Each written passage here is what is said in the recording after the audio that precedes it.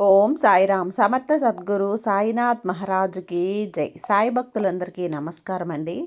మన బాబాగారి దయ వల్ల మనందరం బాగుండాలి, సంతోషంగా ఉండాలి అని చెప్పి మనస్ఫూర్తిగా కోరుకుంటూ ఈరోజుటి వీడియో స్టార్ట్ చేస్తున్నాను ఫ్రెండ్స్. ఇక ఈరోజు వీడియోలో మనం చూడబోయేది ఏంటి అంటే, తల్లి శివరాత్రి రోజు సరిగ్గా 24 గంటల సమయం ఉందమ్మా. ఆ రోజుటికి రాత్రి 12 గంటల్లోపు నీకు దూరమైనటువంటి బంధం నిన్ను వెతుక్కుంటూ రాబోతుంది. ఆ మహాశివరాత్రి రోజున శివయ్య అనుగ్రహం వలన నీకు దూరమైనటువంటి బంధం నిన్ను వెతుక్కుంటూ వచ్చేలా ఆ శివయ్య నిన్ను అనుగ్రహించబోతున్నాడు బిడ్డ అని చెప్పి బాబాగారైతే మన కోసం ఒక మంచి సందేశాన్ని తీసుకొచ్చేసారండి. ఇక ఆ సందేశం ఏంటి, ఆ సందేశం రూపంలో బాబాగారు మనతో ఏం చెప్పబోతున్నారు వినే ముందుగా మన ఛానల్ని కనుక ఎవరైనా సరే కొత్తగా చూస్తూ ఉన్నట్లయితే ప్లీజ్ సబ్స్క్రైబ్ చేసుకోండి ఫ్రెండ్స్. వీడియో నచ్చితే కనుక లైక్ చేయండి, షేర్ చేయండి, కామెంట్ చేయండి, కొంచెం సపోర్ట్ చేయండి. ఇక వీడియోలోకి వెళ్ళబోయే ముందుగా మనకు తెలిసిన గురువుగారండి, షిరిడి సాయిబాబా ఆశీస్సులతో జ్యోతిష్యం చెప్తున్నారు గురూజీ సుబ్రహ్మణ్యం రాజు గారు. నెంబర్ 1 వశీకరణ స్పెషలిస్ట్. వీరి మొబైల్ నెంబర్ 9908224144. ఎలాంటి ప్రాబ్లం ఉన్నా సరే కేవలం ఫోన్ ద్వారా పూజలు చేసి పరిష్కరించేస్తారు. నేరుగా వెళ్లాల్సిన పని లేదు. పర్సనల్గా మీట్ అవ్వాల్సిన అవసరం కూడా లేదు. ఉన్న చోటనే కదలకుండా, మూడో కంటికి తెలియకుండా మీ మొండి సమస్యలను సైతం మీరు పరిష్కరించుకోవచ్చు. ప్రేమ, పెళ్లి, ఉద్యోగం, రాజకీయం, విదేశీ ప్రయాణం, ధనం నిలకడగా లేకపోవటం, భార్యాభర్తల మధ్య గొడవలు, ఆస్తి తగాదాలు, అప్పుల బాధలు, స్త్రీలు పురుషులు ఎటువంటి గుప్త సమస్యలున్నా సరే నెంబర్ 1 వశీకరణ స్పెషలిస్ట్.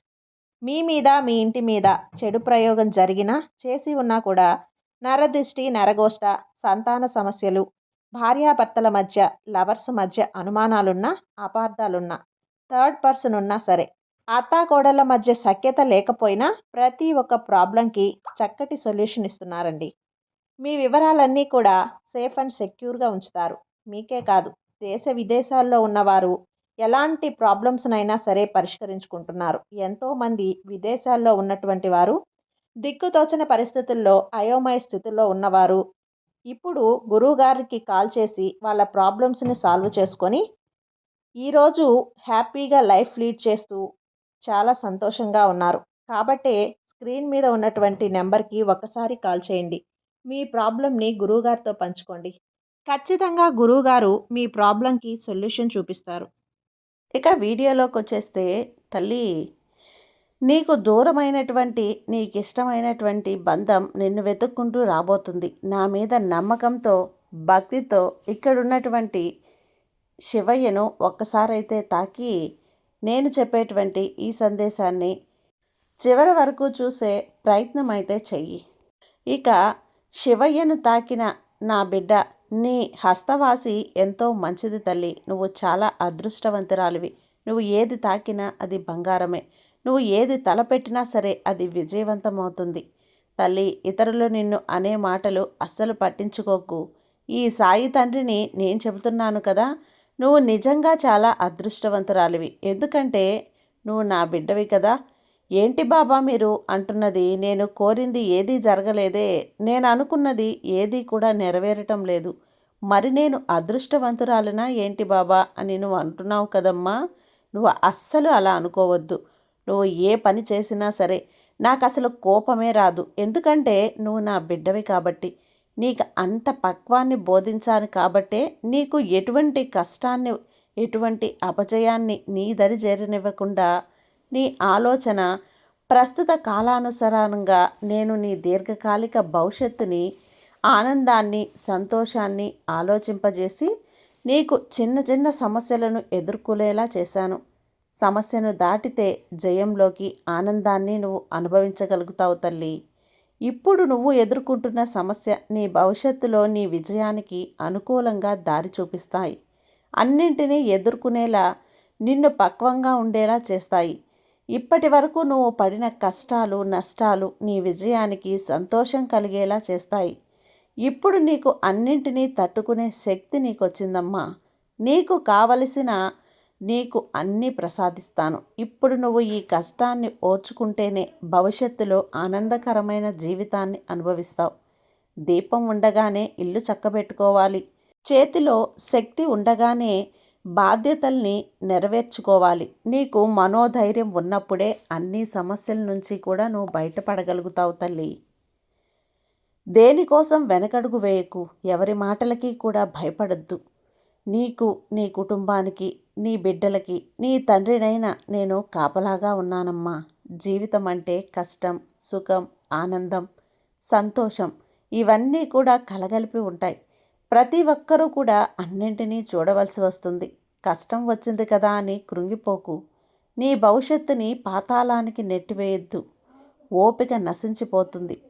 బాబా నా ఓపిక నశించిపోతుంది అని అనుకోవద్దు. నాణ్యమైనది ఎప్పుడూ నిదానంగానే వస్తుంది. ఒక్కటి గుర్తుపెట్టుకో, నీ భవిష్యత్తులో అందరికీ మంచే చేస్తావు. ఆకలి అన్న వారికి అన్నం పెట్టగలుగుతావు. సహాయం కోరిన వారికి తప్పకుండా సహాయం చేస్తావు. నిన్ను ఈ సాయి తండ్రి అంత ఎత్తులో ఉంచుతాడమ్మా. అంతేకాని నువ్వు దిగులు పడేందుకు ఏమీ లేదు. వాళ్ళు వీళ్ళు అనే మాటలకి నువ్వు అస్సలు భయపడొద్దు.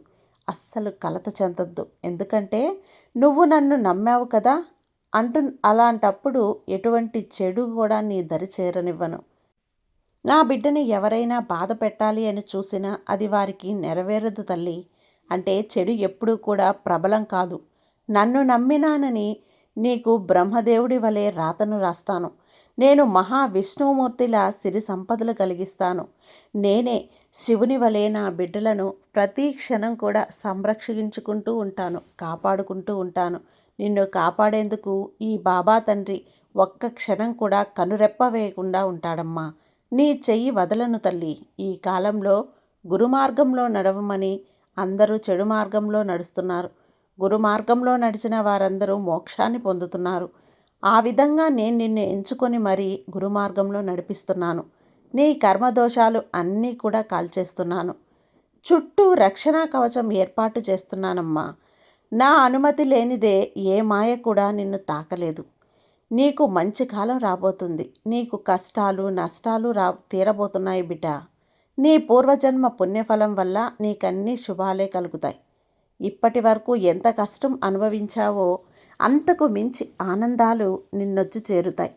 తల్లి, ఎవరు చేసిన కర్మలు వారే అనుభవించాలి. ఈ కలికాలంలో నీ కర్మలను నా పాదాల దగ్గర వదిలావు కాబట్టి నీ కర్మదోషాలన్నీ కూడా తొలగించి సంతోషంగా ఉండే అవకాశాలు నీకు ఇస్తున్నాను. ఇప్పుడు చెప్పు తల్లి, నువ్వు అదృష్టవంతురాలివా, లేదా నువ్వు ఈ సాయి తండ్రి బిడ్డవి కాబట్టే తల్లి నువ్వు తాకిన మొగ్గలన్నీ కూడా పువ్వుల్లా విరబూసే సమయం వచ్చేసింది. ఈరోజు నేను నీకు దర్శనమిస్తున్నానమ్మా. వెంటనే నీ సమస్యలన్నీ కూడా మటుమాయమైపోతాయి. ఎంతో కాలంగా నిన్ను వేధిస్తున్న సమస్యలన్నీ తొలగిపోయి అనుకూలమైన రోజులు ప్రవేశిస్తాయి. ఆ తర్వాత నిత్యం సంతోషంగా నీ రోజులనేవి గడుస్తాయి బిడ్డ. ఏది కూడా ధనం సమృద్ధిగా కలుగుతుంది. ఇప్పటి వరకు ఏ పని చేసినా కలిసి రాక ఎంతో ఇబ్బంది పడుతూ ఉన్న నీకు ఆ పని కనపడటమే చాలు. ఆలస్యం లేకుండా క్షణాల్లో అయిపోతుంది. దాని ద్వారా అధికమైన ఆదాయం పొందుతావు. ప్రతి క్షణం కూడా జీవితంలో పోరాటం చేస్తున్నావు బిడ్డ. ఈ పోరాటంలో నువ్వు గెలిచావు. ఇక నీ జీవితంలో తిరిగే ఉండదు. గెలుపు తప్ప మరేమీ ఉండదమ్మా. ఎందుకంటే ఇప్పటి వరకు నువ్వు గడిపిన జీవితం నరకప్రాయమైన జీవితం. ఇటువంటి కష్టాలు నేను మాత్రమే పడుతున్నానా, మరి ఈ ప్రపంచంలో ఇంకెవరైనా పడుతున్నారా అని అయోమయ స్థితిలోకి ఒక్కొక్కసారి వెళ్ళిపోతున్నావు తల్లి. ఎందుకంటే అలాంటి బాధలు కష్టాలు అనుభవిస్తున్నావు కాబట్టి. నిజంగా నువ్వు ఎంతో సహనశీలివి తల్లి. ఈ కష్టాలను బాధలను ఓర్చుకుంటూ సంసారాన్ని నెట్టుకొస్తున్నావు చూడు. నేను నిన్ను చూస్తూ ఉండి కూడా నీ కర్మఫలం తీరకుండా ఏమీ చెయ్యలేని పరిస్థితుల్లో ఉన్నానమ్మా. కానీ నీ కర్మఫలాలన్నీ కూడా తొలగిపోయాయి బిడ్డ. అందుకే ఈరోజు నీకు సహాయం చేయటానికి వచ్చాను. నువ్వు అసలు దిగులు పడద్దు తల్లి. నీ జీవితంలో వెలుగుని నింపుతున్నానమ్మా. నీకు ఆనందకరమైన సంతోషకరమైన రోజుల్ని ప్రసాదిస్తాను. ఇక నుంచి నీ జీవితం ఎంతో ఆనందంగా అద్భుతంగా మారబోతుంది. జీవితాన్ని చూసి నువ్వే ఆశ్చర్యపోతావు.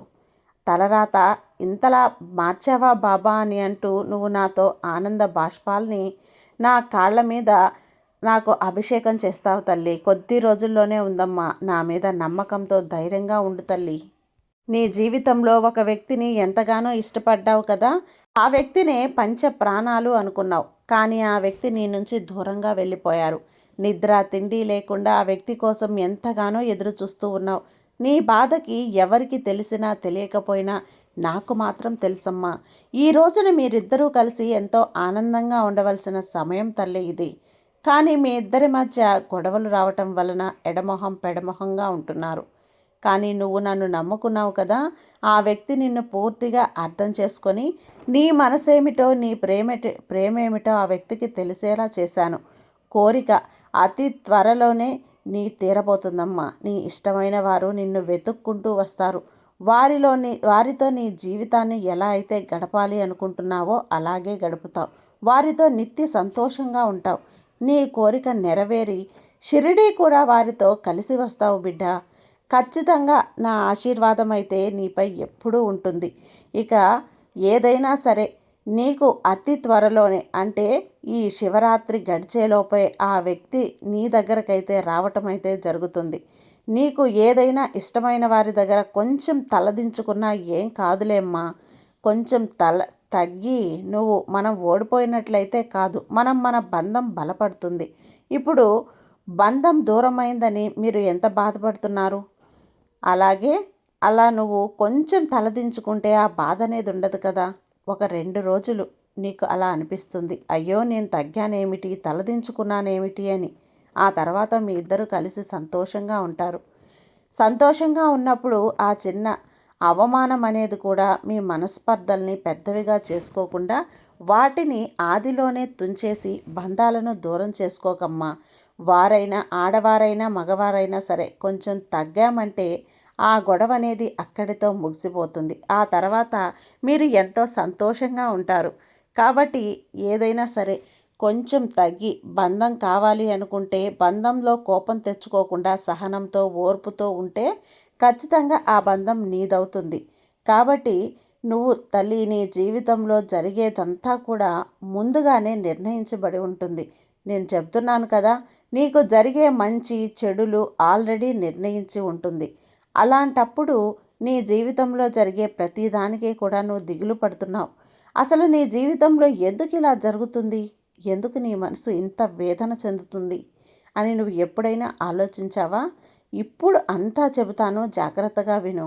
ఎందుకు ఇలా జరుగుతుంది అంటే దానికి సమాధానం కేవలం నీ పాప పుణ్యాలు. ఆ పాప పుణ్యాల ఫలితమే ఇప్పుడు నువ్వు అనుభవిస్తున్నావు. ఇప్పుడు నువ్వు ఎందుకు వ్యతిరేకంగా ఇన్ని సంఘటనలు జరుగుతున్నాయి, ఎందుకు ఇంతమంది నీకు చెడు చేయాలని చెప్పి చూస్తున్నారు?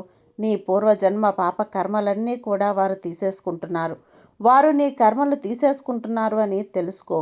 నీ తల్లి నీకెవరైనా చెడు చేస్తే వారికి ధన్యవాదాలు చెప్పుకోమ్మా. నీ కష్టాన్ని తగ్గించేందుకు వారు కూడా కర్మలు అనుభవిస్తున్నారు అని తెలుసుకో.